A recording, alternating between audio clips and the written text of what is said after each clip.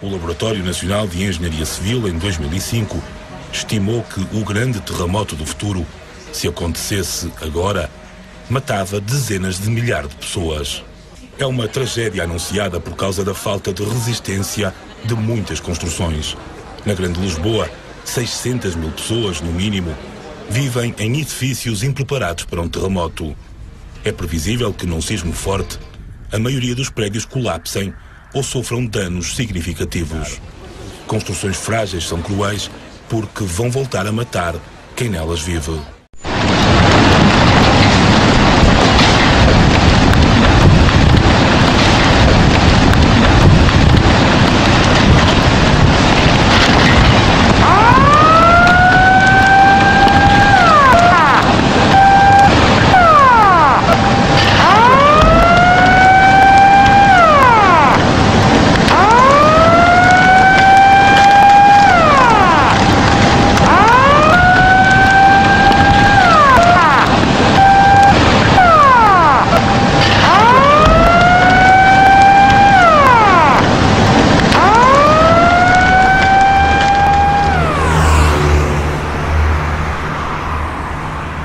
Não, eu já vivi cá, terremoto de terra, já vários, quando era mais nova. Vivi. Não aqui nesta zona, não morava aqui. Mas vivi. É aqui Era eu nova, miúda, aí de eu já assisti. 12, 14 anos, mais ou menos assim. O que aconteceu, eu já assisti. Estavam nas águas a escada, o terremoto, mandar com as andar e a casas escada a todas, a fugir, cair a fugir. as chiminés abaixo, e nós nem sabíamos o que era nem o que não era. Depois de virmos para o Largo de Martim Moniz, é que toda a gente soube aquilo que era. Eu gostava de saber se de facto esta zona é muito perigosa, dizem que sim. Essa tinha que ter a certeza, perguntar, mas afinal esta zona é de facto muito perigosa. Eu tinha que me explicar.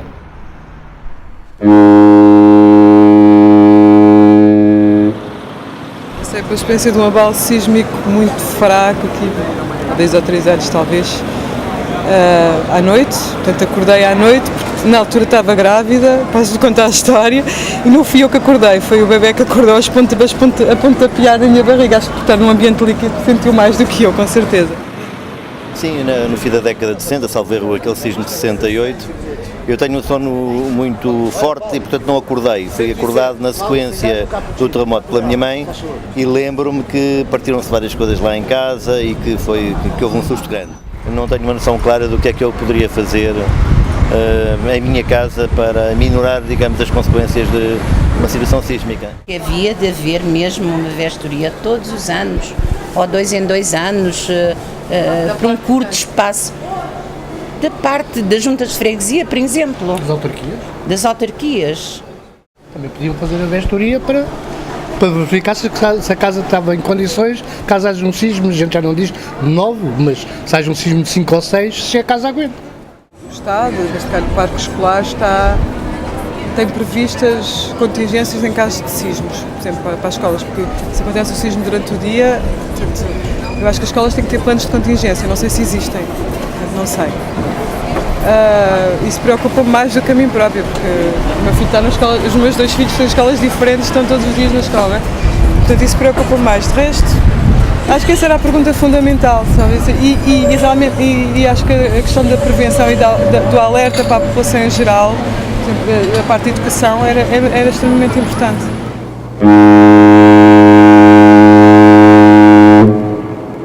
Mais seguro que estas aqui são casas muito antigas, já foram casas com outro tipo de construções, certo que é mais provável que estas aqui venham aqui as outras. Havia-se estudar também isto nas aulas das escolas. Não sei se isto está a dar nas aulas das escolas, mas era uma das coisas principais que havia, instruir as crianças. E, por exemplo, as crianças acham que sabem o que é que vão fazer em caso de emergência, no caso de... Eu penso que não sabem. Penso que não sabem. Ninguém está preparado para isso. Acho que ninguém está preparado nos dias de hoje. Embora já se tenha falado sobre isso, mas é um bocado difícil compreender essa situação. E quando isso acontecer, muita gente vai ficar debaixo dos escombros precisamente por não saber.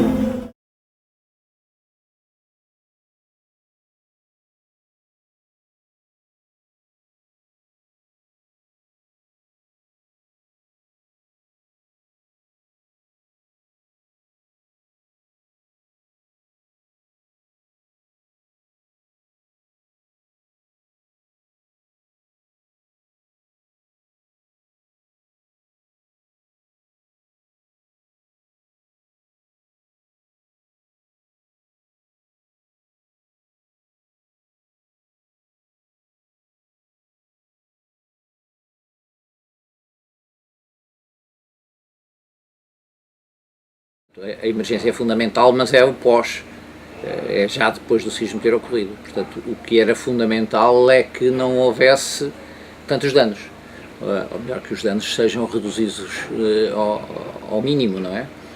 E para tal é necessário que se desenvolvam políticas de prevenção.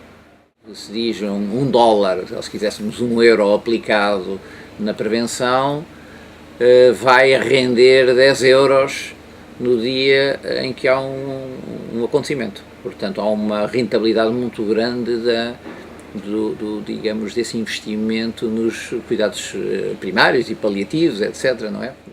Quando dizemos tem que ser um técnico de engenharia estrutural a olhar para a construção e dizer, digamos, se o projeto que está feito de acordo com, digamos, com as regras, mas muito virado para a parte nova. Para a parte antiga, portanto, casas existentes, que é, digamos, aqui é onde se põe mais o problema, não é? Torna-se difícil.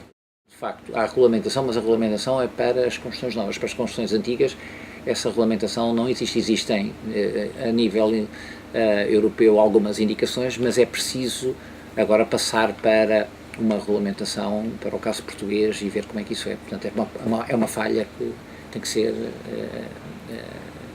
acabada, digamos. Era preciso mudar um bocadinho no sentido de lhes dizer, cuidado, que se calhar a sua casa não está tão bem construída quanto devia. E esse ponto eu creio que as pessoas ainda não sentiram bem esse problema, quer dizer, tomam um bocadinho como garantido que as casas, quando são construídas, são boas, não serão, digamos, propriamente à base digamos, para conseguirem suportar os sismos, mas elas são suficientemente resistentes para que não colapsem. E ouve-se muita gente até dizer, não, a minha é boa, nunca teve problema nenhum e tal, sem terem qualquer ideia do que é que isso queira dizer. Portanto, elas assumem, eu acho que assumem que as casas são construídas bem, principalmente as novas, não é? E, portanto, há aqui, se calhar, algum desconhecimento de que nem sempre é assim. Ou seja, a opinião pública, de facto, não está consciente de que é possível reduzir muito significativamente a dimensão dos estragos e das consequências dos sismos. Muitas vezes ouve-se aquela frase de não podemos fazer nada, o que é completamente falso. É evidente que podemos fazer. Não é dessa forma, não é através das ações durante o sismo ou depois do sismo que se evita o pior. É antes do sismo, construindo edifícios e infraestruturas que tenham capacidade para resistir aos sismos. E isso é possível com os conhecimentos atuais. E a imensa maioria dos mortos que ocorrem nos sismos ocorrem devido ao colapso das construções.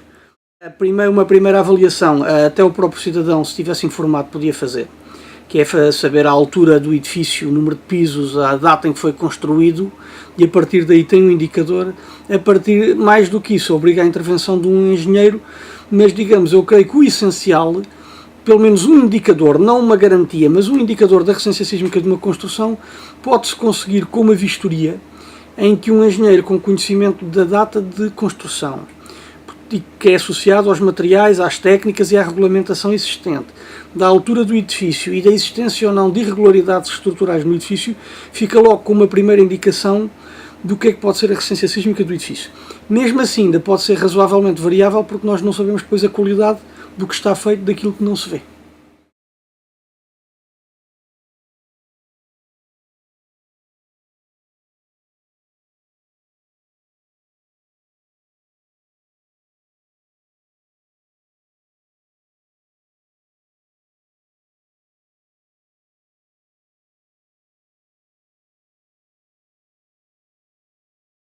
Para evitar um sismo, não há nada a fazer. Os sismos continuam imprevisíveis. A única coisa que podemos fazer é estar preparados para evitar as consequências sem saber a data de ocorrência. An area like Lisbon, which has a long history of strong earthquakes, I think the scientists are able to determine that that will continue.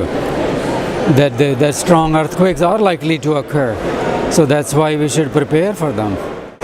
So prevention is not in the realm of science today possibility, but definitely reduction of losses, lives and destruction to property, that can be minimized, and the level of information available, science development, that definitely is day by day going towards reduction of these losses. Não devemos ter objetos pesados em sítios altos, portanto não se deve meter um vaso cheio de terra numa prateleira, porque aquilo pode cair nas costas de uma pessoa e partir-lhe a espinha, ou rachar-lhe a cabeça ou qualquer coisa do género. Digamos, armários, também é bom, se possível, que sejam presos às paredes. Pratos e vidros, etc., comecem a cair das prateleiras, e se uma criança pequena está na cozinha, pode ser gravemente ferida com situações desse tipo. Saber o que fazer, saber que deve desligar a luz e o gás imediatamente para evitar situações mais graves que possam vir. Está pronto a abrir as portas, porque as portas podem ficar empenadas e a pessoa depois fica presa, e portanto saber o que fazer logo no imediato, não é? Mal acaba o sismo, para ir para sítios que sejam seguros, portanto sair após o sismo, sair o mais depressa possível, porque pode haver uma réplica ou haver um fenómeno ainda mais forte a seguir. Tentar sair para a rua com um rádio com pilhas para ouvir as instruções da Proteção Civil e procurar abrigo num sítio onde não haja nada que possa cair em cima. The safest position is just to get under a table or something, you know, or a door frame or anything, just to protect yourself from those different items. Precaverem-se, tentarem-se defender debaixo de uma zona que pensem que seja mais resistente, e para isso é que ter o projeto é fundamental, e ter alguém que lhe diga, olha, esta zona é mais resistente do que aquela, etc., não é? Suppose the kids are in schools and wife is at home and I'm in the office, so where is the point where we are going to meet, and how we will be in the very disturbed environment without telecommunication, without the cell phone, where we are going to meet together. In many places that they have trainings to escape. And there are regular training. Yes, it is. Yes, and that is important. And also people are very well prepared. I found New Zealanders are being very well prepared. They practice at school from like preschool all the way to university, all the way to work. And actually tonight in New Zealand, on Wednesday 26th in New Zealand, so it will be like Tuesday night for us here in Lisbon. So New Zealand is participating to a national shakeout drill.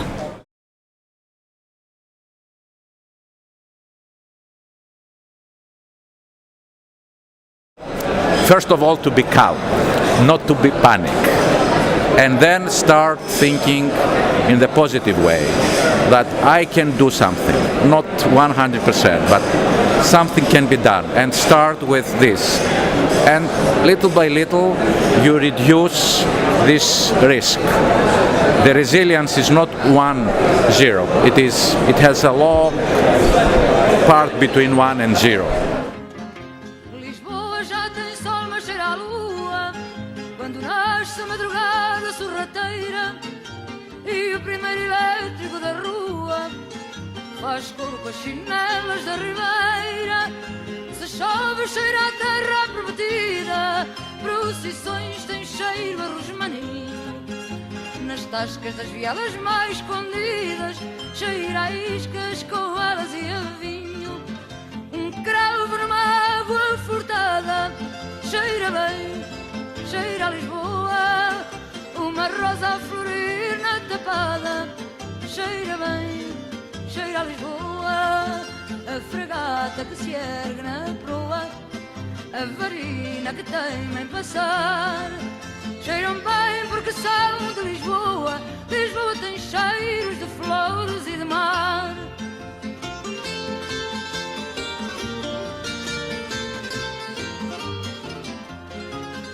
Lisboa cheira aos cafés do